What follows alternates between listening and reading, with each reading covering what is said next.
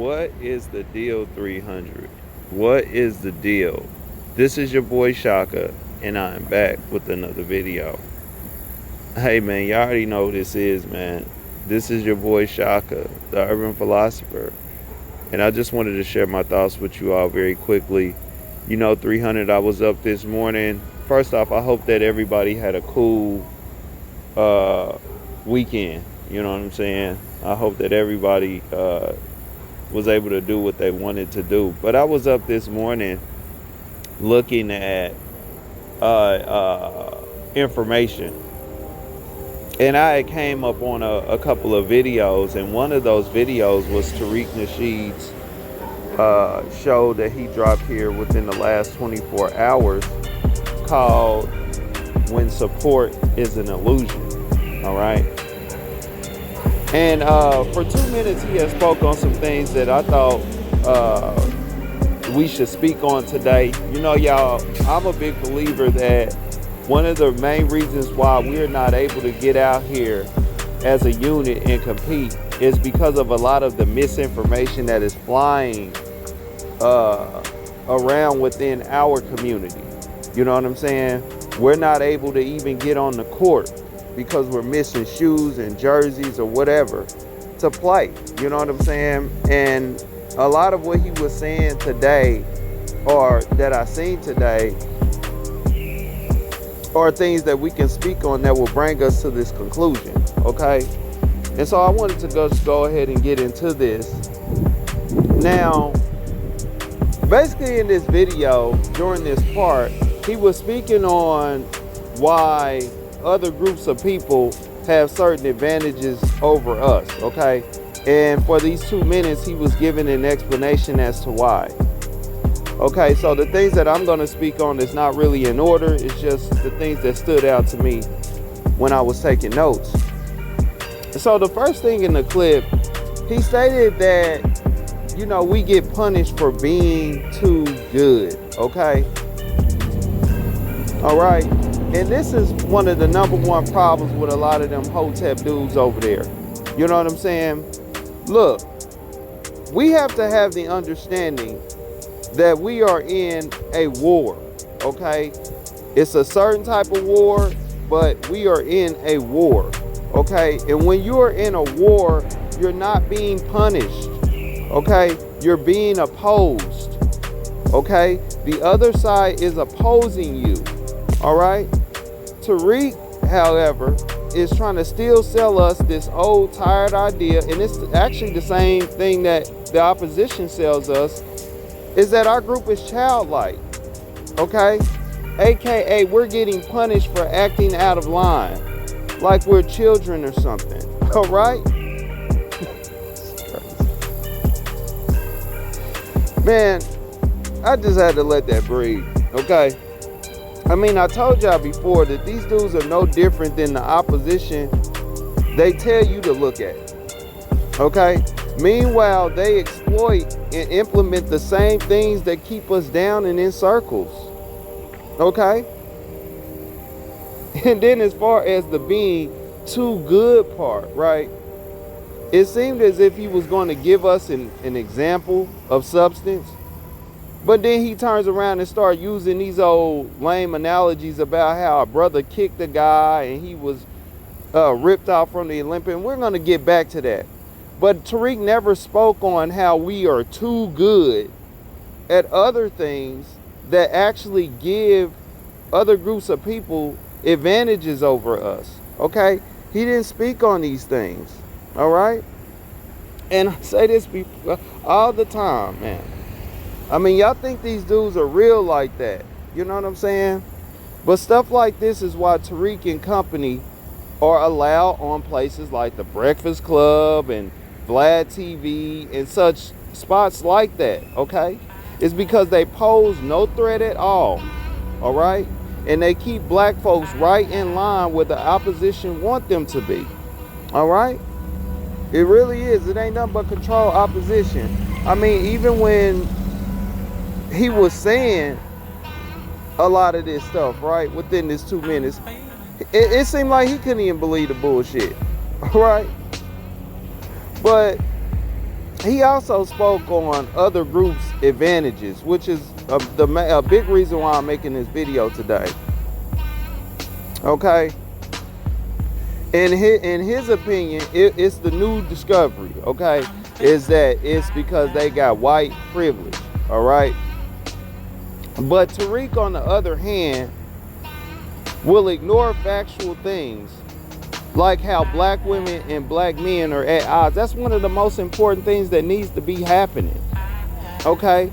But black men and black women are at odds, and we have public figures up front, okay, that prove that. The reason why Kevin Samuels exists like he do today is because so-called black men and black women are at odds, and most of them other so-called gurus over there is because black men and black men are at odds, okay? All right? Black men are still the biggest haters among themselves, and that's just the truth, man. As black men, we can't be in the same room together and have problems. We could be in the same room together. The moment you tell us to start building and putting people in certain positions, that's when all the fighting and stuff is gonna start. All the backstabbing is gonna start. We still have that problem, okay? We still have a problem with compromise and resolve, okay? But Tariq, he ignores this, okay? Many of our cultural beliefs need to be checked, and that's just the truth. And Tariq Nasheed himself, he has tons of shows that validate this claim, okay? You can go back and just look at something recently this year where he's holding the so-called black community accountable for a problem that we must get over in order to make progress. He has tons of these shows, okay? But today, the only advantage that other groups have over us is that they get white privilege. See, this is why you take one of my philosophies, okay? It's one of the philosophies that I use within my culture, and that is the understanding that you cannot determine what advantage or disadvantage you have with the opposition until you have all of your shit in check. You know what I'm saying? Anything outside of that, if you got people up front looking past that, it is a hustle, okay? This stuff is like, it's like a math equation. If that's not there, we get to the equal sign, it's a hustle, okay? Otherwise, how would you know what places you at a real disadvantage? All right? You know, Jordan or Bron, they can't say that a team is way too good if they were on the court and their shoes were untied. Okay? Because they're not going to be able to perform at the highest level. All right? Because we know that if they performing at the highest level and they have a team, chances are they ain't gonna see no problems. Okay, these dudes when they were in their prime. And see, me, I believe that we are Bron and Jordan, and our shoes are just untied. Okay, Tariq Nasheed will try to sell you the idea that we are water boys and that nobody believes in us. Okay, it's two different classes. One has a few tweaks to make. The other has to keep begging and crying to get on the court. All right? It ain't the same thing. But you know, at the end of the day, the primary reason Tariq and all of these dudes still using that tired so-called white supremacy line is old news. Y'all know why? Because now we have other groups on the scene showing up. I was talking to one of the people who follow the channel about this on the Green Room, and y'all need to follow that because we always talking about deeper things. But now we have other groups on the scene, especially the so-called Chinaman. See, the thing is, the Chinaman, he's not the most physically gifted. Chinaman is not the most charismatic, not the most influential person. The Chinaman is not the most desired man. The Chinaman did not have slaves and things like that. In the mid 80s to late 80s, you know what I'm saying? that whole area over there, China was impoverished. Okay, it wasn't this marketing juggernaut that we see today. Okay, it wasn't this big old economic power. It wasn't that we see today. Yet today, they are taking center stage. Okay, and they even run many of our so-called public outlets, including the NBA, soon to be the NFL. Okay, so-called Black Lives Matter. You know, the Asians are running that type stuff. And they did this by using their numbers and not just giving up all of their ideas and cultural secrets just to be a bum at the table with the man. Okay? Unlike us, who have an extensive history of doing this. All right? They also became allies